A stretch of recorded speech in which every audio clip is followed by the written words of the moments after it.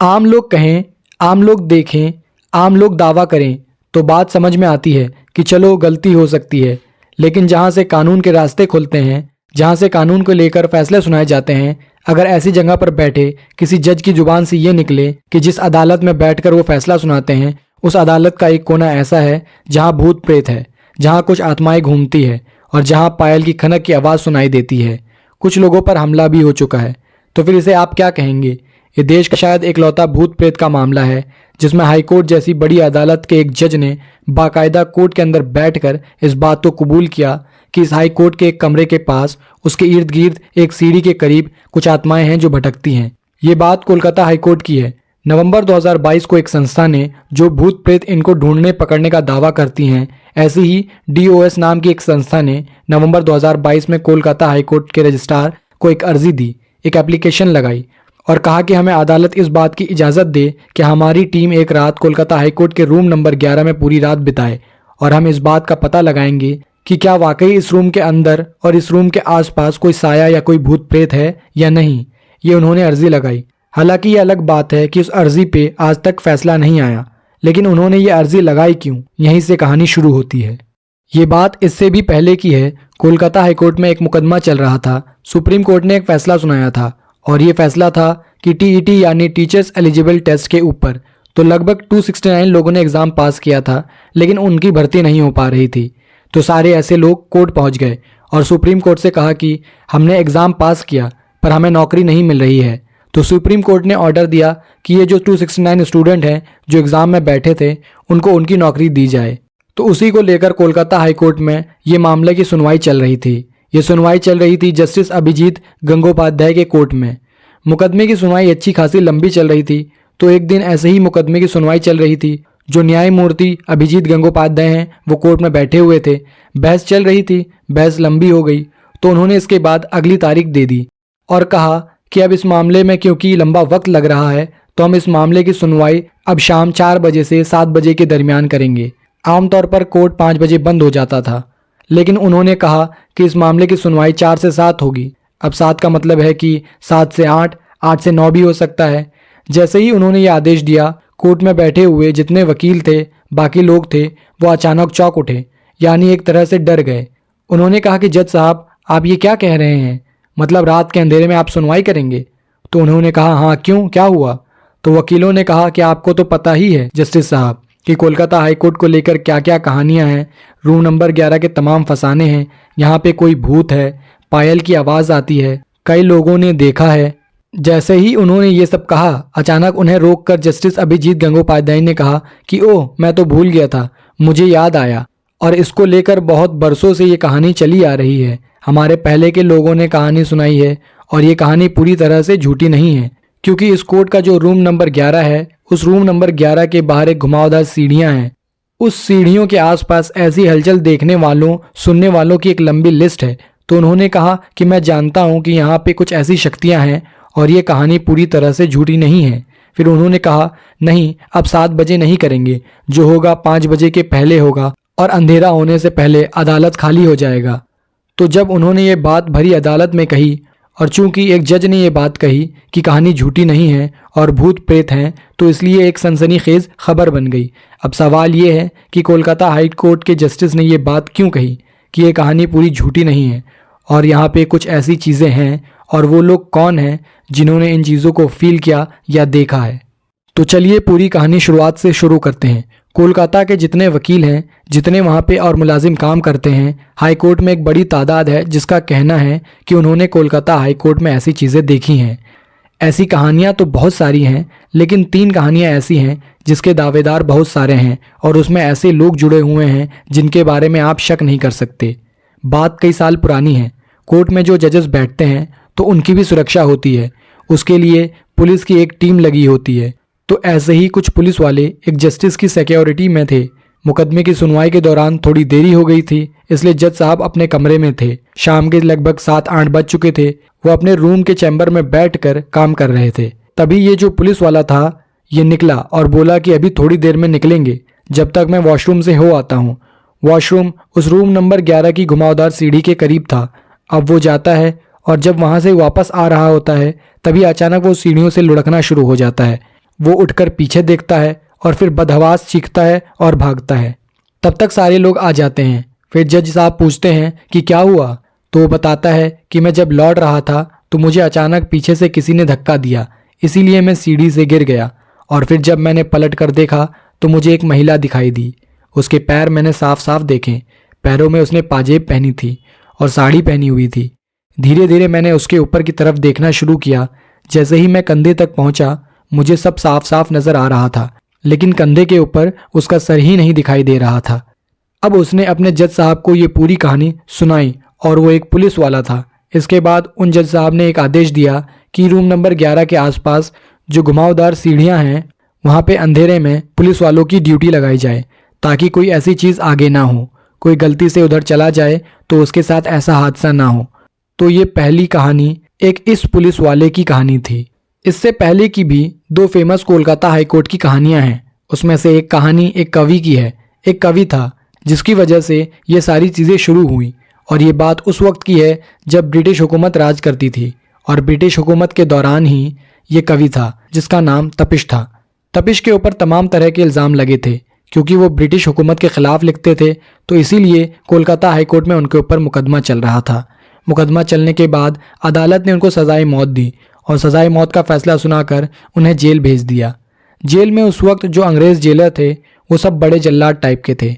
उन्होंने तपिश को खाना पानी कुछ नहीं दिया और वो वहीं जेल में भटकते रहे, और फिर उनको सज़ाए मौत दे दी गई। जब उनको मौत दे दी गई तो उसके बाद ये बात फैलने लगी कि इस कोर्ट के अंदर कोई साया है जो उसी कोर्ट के घुमावदार सीढ़ी के आसपास घूमता है, और उसी सीढ़ी के पास एक पानी का मटका रखा हुआ था। तो लोग कहते थे कि वो वहीं पे हमेशा दिखाई देता है और वो वहीं मटके के करीब आता है और फिर गायब हो जाता है। तो कहानी ये बनी कि ये जो तपिश था जिसे अंग्रेज़ ने सज़ाए मौत दी थी वो आखिरी वक्त तक प्यासा था, और उसे मतलब बिल्कुल डिहाइड्रेशन हो चुका था, एक तरह से मर ही गया था। तो उनकी आत्मा इतनी प्यासी है कि वो अक्सर यहाँ पर पानी पीने के लिए आती है। लेकिन अगर उनको फांसी जेल में हुई थी तो फिर उनकी आत्मा का कोर्ट से क्या लेना देना। लेकिन उस वक्त के लोगों का कहना था कि क्योंकि उसका पूरा मुकदमा इसी कोर्ट में चला और कोलकाता हाई कोर्ट ने ही उसे सजाए मौत का फैसला दिया, इसलिए उनकी आत्मा इस अदालत के चक्कर काटती हैं। चूंकि कई लोगों ने देखने का दावा किया था तो इसलिए तपिश की कहानी एक लंबे बरसों तक कोलकाता हाई कोर्ट में एक साय के तौर पर जुड़ी रही और वो मामला चलता रहा। फिर कुछ वक्त बीता, ये सारी बातें चल ही रही थीं, तभी 2 चीज़ें हुई। 2 कोर्ट के मुलाजिम थे, एक का नाम था मनमोहन और एक उसका दोस्त जिसका नाम था मझारी। तो एक दिन क्या हुआ कि कोर्ट का काम कुछ ज़्यादा ही बच गया था, तो ये अपने रूम में बैठकर बाकी की फाइलें निपटा रहे थे क्योंकि अगले दिन शायद कोई जजमेंट आना था।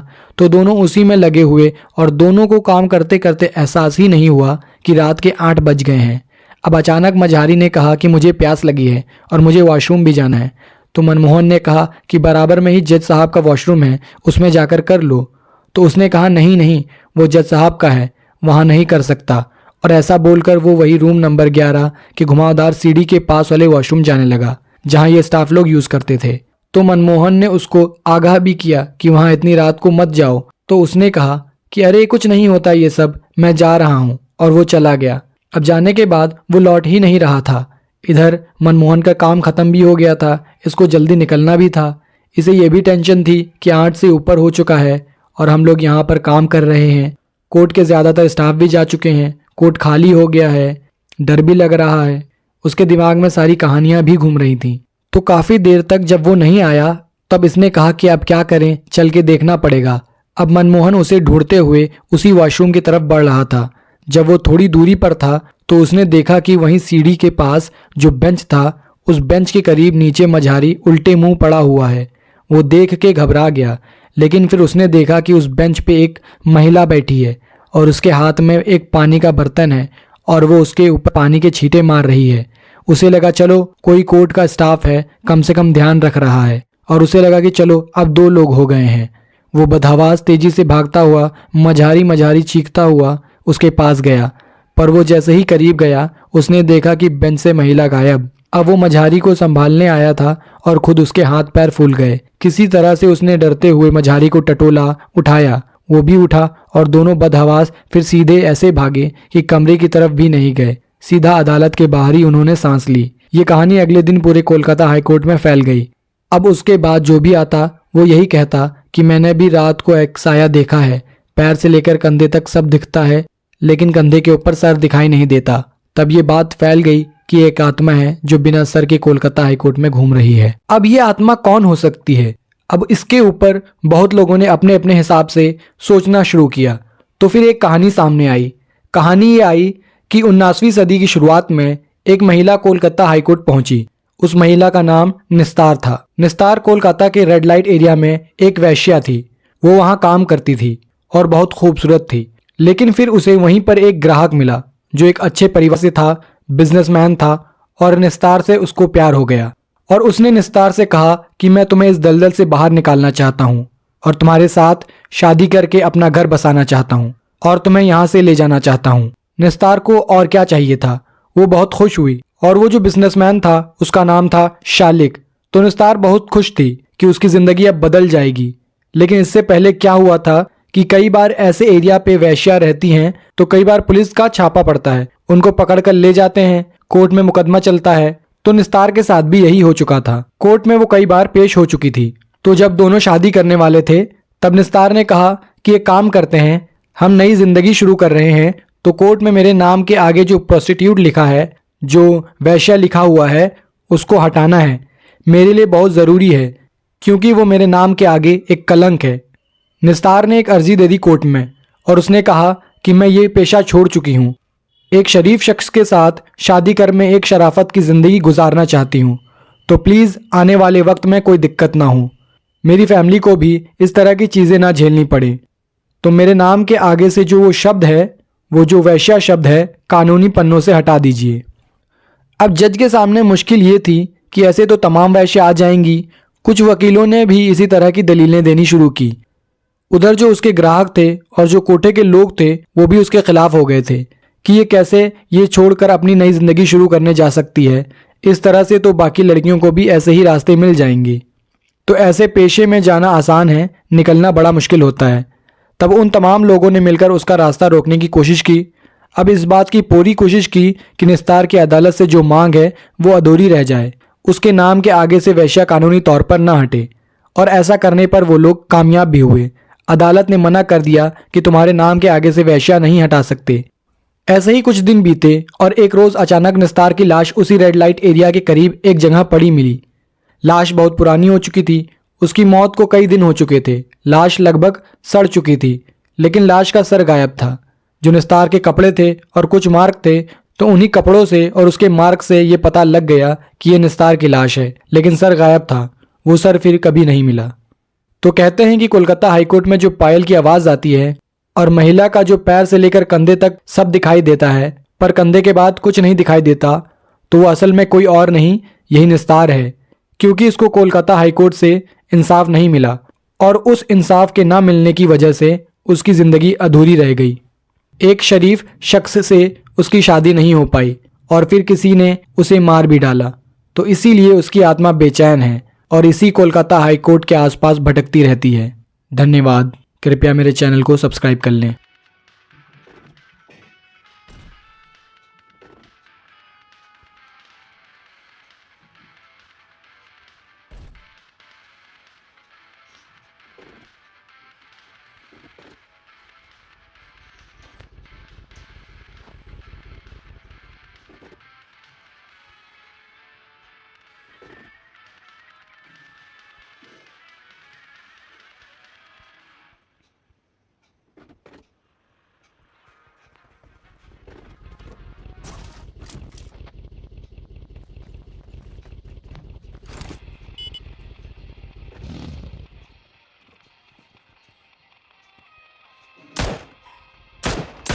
Marked a location.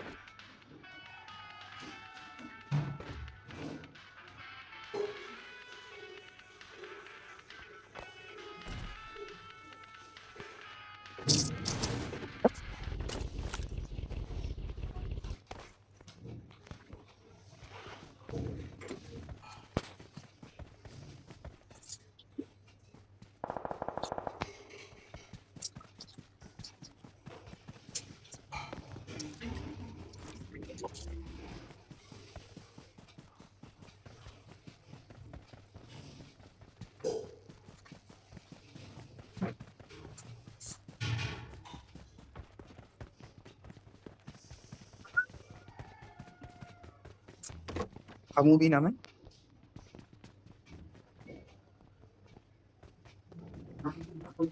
अरे मैंने यार दिया।